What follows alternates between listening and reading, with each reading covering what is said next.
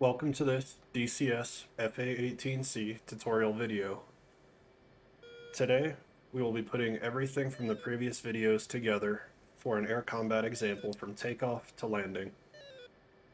Before we begin, you may have noticed in your helmet you would see small green circles signifying friendlies, data link contacts, donor tracks, or unknown if you're looking out in the sky.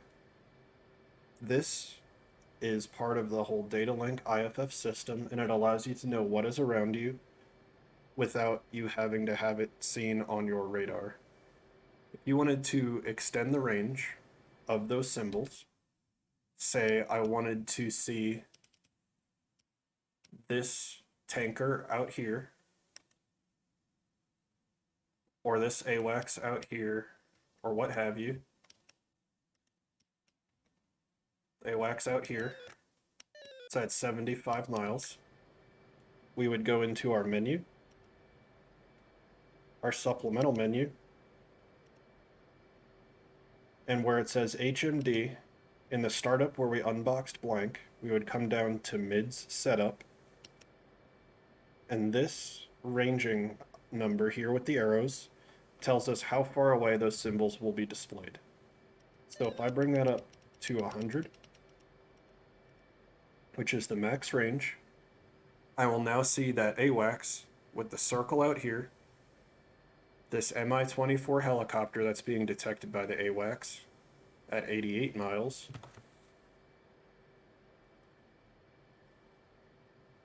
and any other contact that is being donated within 100 miles. I'll bring that down to 90. And let's get in the air.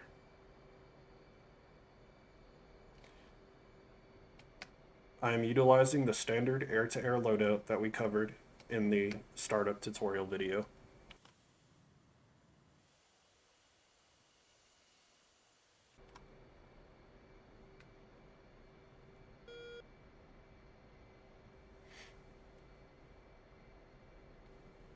You will see me going through takeoff, climbing out to a combat altitude, dealing with fuel management, locking multiple targets, engaging them, utilizing both our TWS and our air combat modes.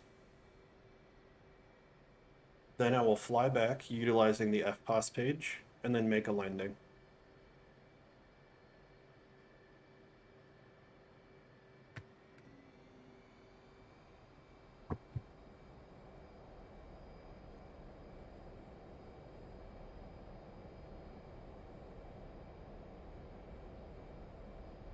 I'll throw the controls indicator on the screen for your reference.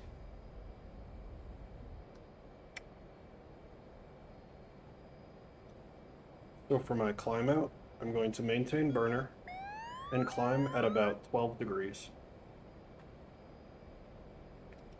I will throw on my attitude hold. On our training server, on the southeastern section, we have random F-15s or F-16s that spawn in a 4-ship of varying difficulties every time they spawn, anywhere from normal to ace. And the same in the northeast section, but those are all of the foreign aircraft. They will alternate on spawn between all sorts of aircraft that are not US based. In the far north, we have 4 ships of F-18s flying around, and then various other hostile aircraft as part of the missions and practice areas. So for these 15s, I'm going to go about 088, and I want to make sure that my Mach number is either increasing or maintaining as I'm climbing out. If it starts to drop, I'm going to start dropping my nose. Because remember, the higher you are and the faster you are, the more deadly your missiles will be.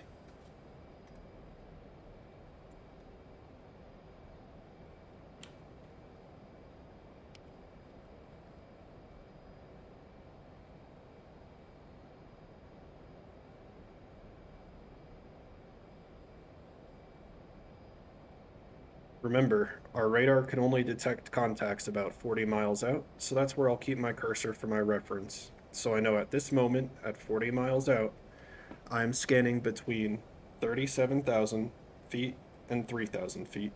I'll adjust that as I get higher, and you'll see the scan volume of the cone changes because of my altitude.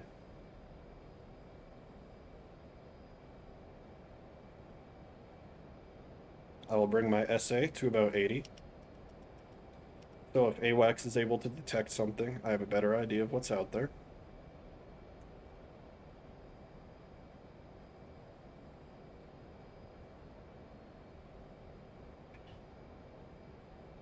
And you see as we get higher, in the 4-bar 40, the scan volume is increasing because the cone is now covering a larger area because of the altitude.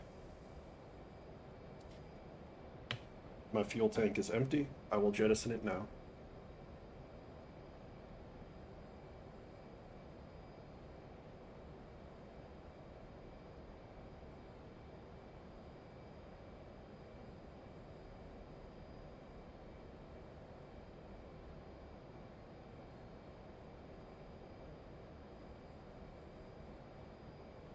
My Mach number is starting to drop, so I'm going to bring my nose down to about 5 degrees. You will see when I fire my first volley of shots, I will try to send one missile at each target I am able to successfully lock, and then I will go into a defensive posture, keeping my locked targets on the edge of my radar as you saw in the previous videos. As I'm going into my defensive posture and keeping them on the edge, I'm going to be dropping my altitude. Here are the data link contacts for those 15s, so I know that they are at 27,000 feet going off to my right. So I will correct. Here we are able to see those data link donors through our helmet, and I'm going to move on an intercept course. They have dropped off because AWACS can no longer detect them.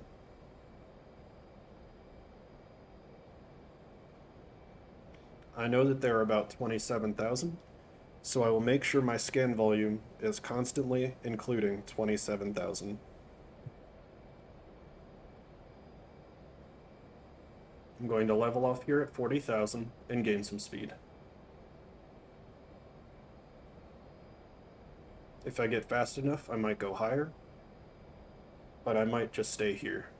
Keep in mind that when you fire your missiles this high up, you are in very thin air, so you will have an extremely difficult time of dodging anything. You need to get down as soon as you fire, or if you've detected them firing, regardless of whether or not you have gotten any shots off.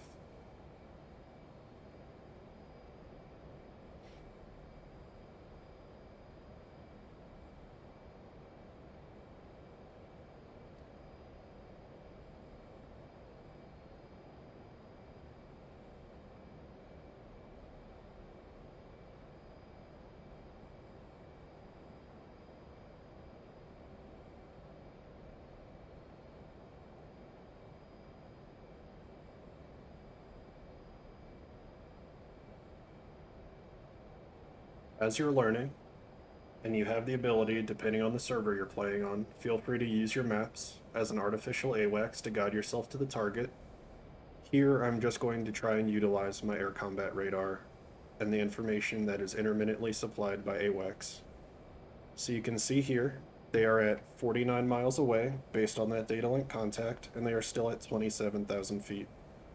They are flying sort of away from me and off to the right based on that line off the diamond. And we can see them once again out here. And they've dropped off again.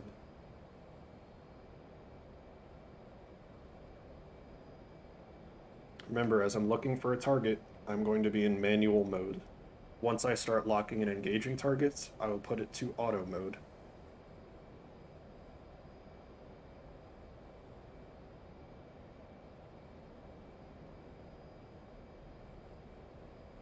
Utilizing the rule of thumb, for every 1,000 feet up I am, that's about 1 mile I can shoot. I'm going to maintain about 40,000 feet because I know my radar can only really detect targets from 40 miles away or so.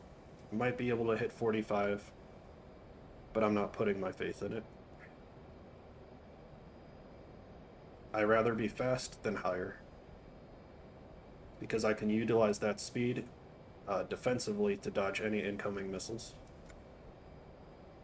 For dodging missiles, I will maintain them on my radar and then try my best to keep the missiles on my 3 o'clock or my 9 o'clock line while keeping my speed up and popping chaff as necessary. If they are firing heat-seeking missiles at me, I will come out of burner if I am in it and pop flares to give the flares a higher chance of defeating the heat seekers.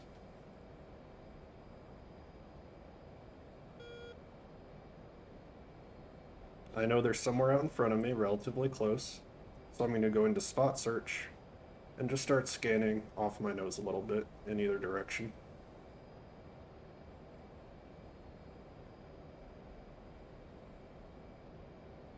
If I had an EW contact in the triangle, I would look for that. There we go. So I have the triangle. I'm going to make sure that I'm scanning their altitude, and at this point I'm just waiting for my radar to be able to lock them up. Alright, I have a lock, going to auto, and engaging.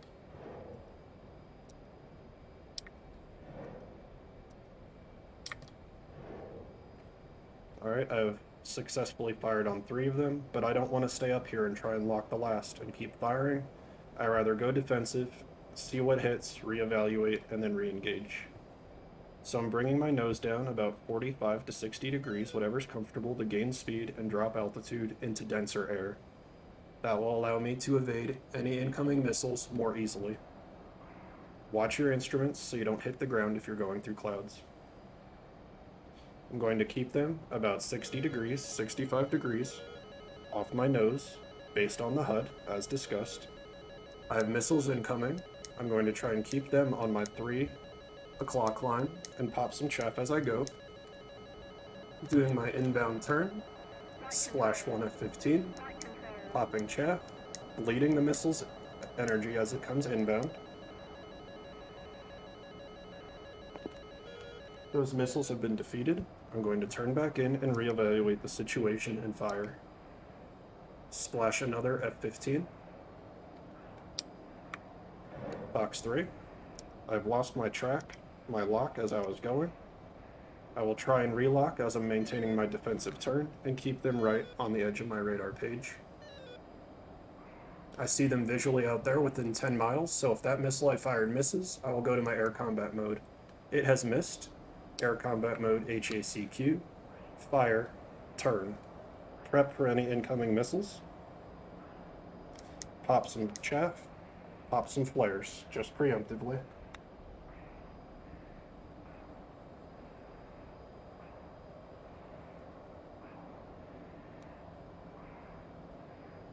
I don't know if my missile hit.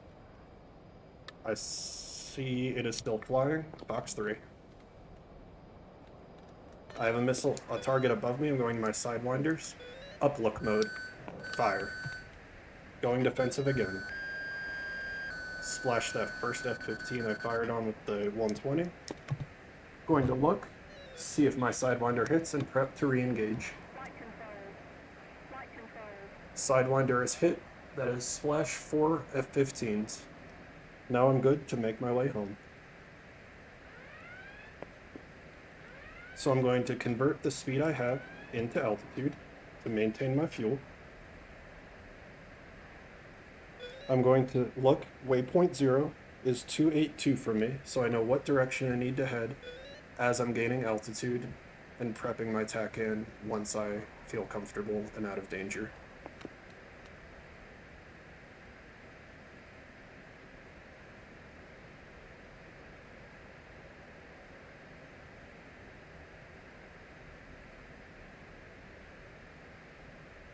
Alright, I still have a high speed.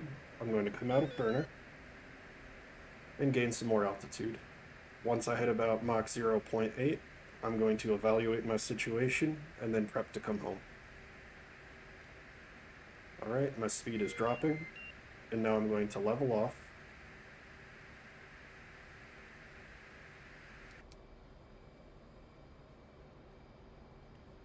I will engage my attitude hold and my barometric hold.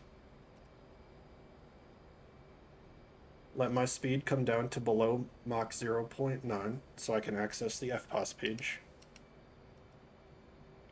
Still too fast. Now I'm below Mach 0.9, I can evaluate how my fuel situation is. I still have 4,600 pounds, so I know I'm good, but for the example, I'm going to show how to utilize this. So if I wanted to have the absolute best range possible in this plane, I would get myself to 42,000 feet and Mach 0.84. Here, I know at my current altitude, if I was Mach 0.77, I would have my best range of 309 miles before I hit 2,000 pounds of fuel. That is more than enough to get us home, so I'm going to throttle up into full mill power and verify that I still have enough range.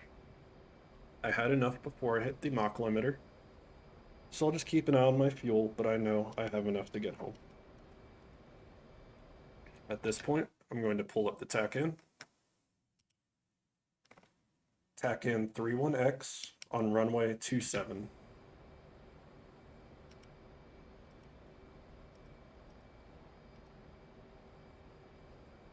Shortcut to get to the HSI.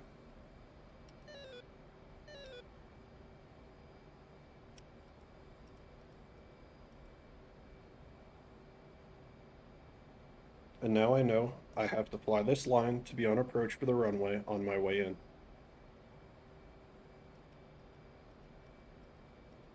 I'll expand that a bit so I have a better reference of what's going on. And I'll turn off my attitude hold now that I'm all set up and turn on coupled.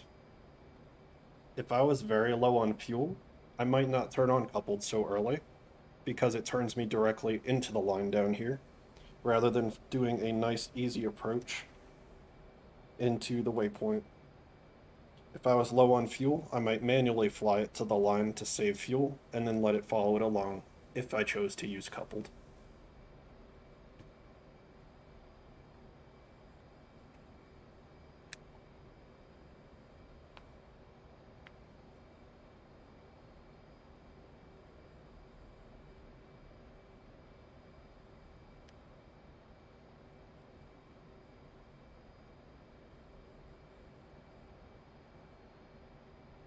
Shows I'm about 8 minutes away, so to speed that up and not make a video boring just watching me fly through nothing, I'm going to go into Afterburner and see how fast I can get there.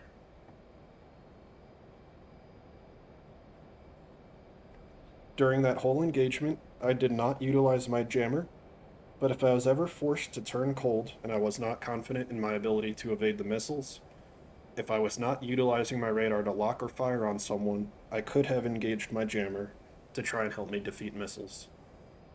Just remember if you use it, to turn it off so you can re-engage targets.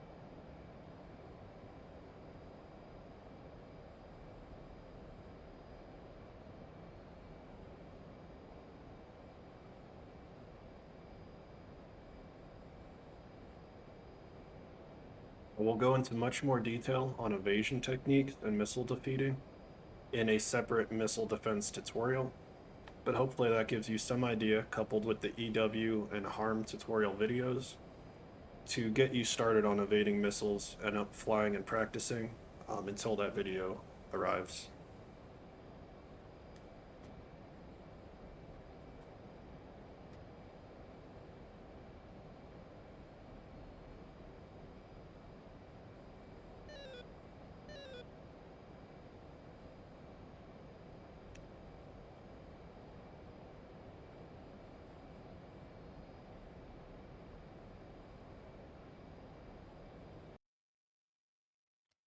speed this video up, I'll actually come in to land at Kutaisi. TACAN 44X, runway 250.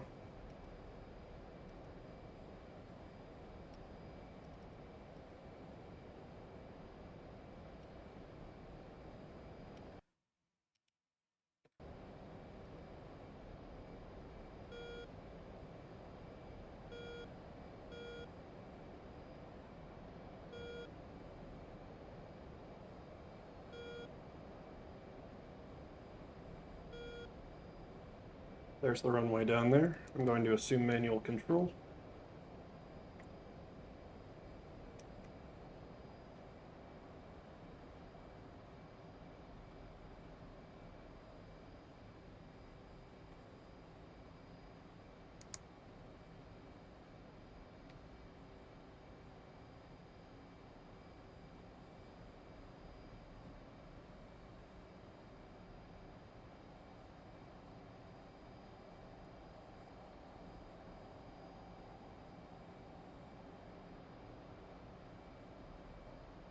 I'm going fairly quick, so I'm going to do a brake around the airfield to bleed speed rather than S-turns and coming straight in. Fuel low. Fuel low. Oh, with that fuel state, maybe I should come straight in.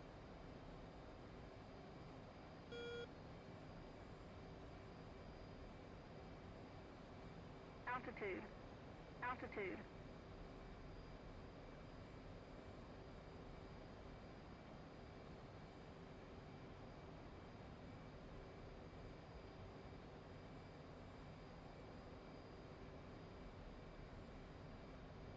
That just goes to show how much fuel you burn flying in full afterburner the entire time.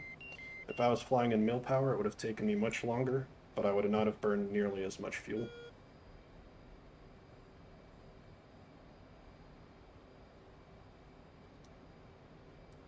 Let's go ahead and get out of air-to-air, put my weapons to safe, clean up my HUD a little bit.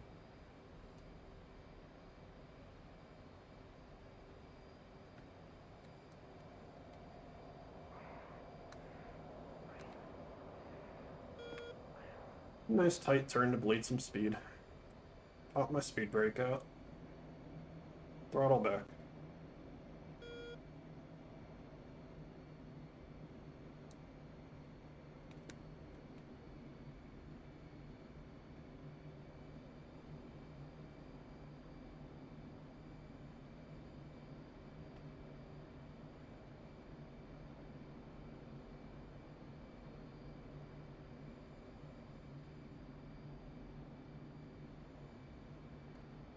Gear and flaps down.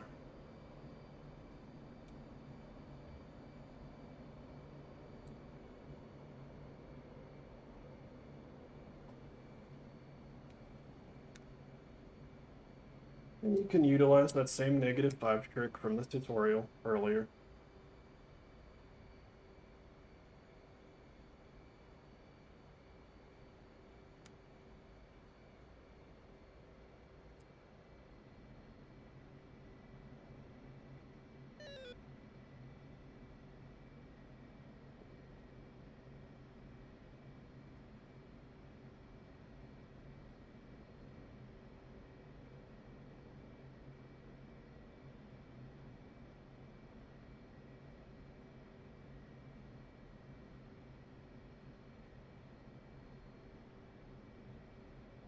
-5 is right where I want it on the runway, and I'm good to land.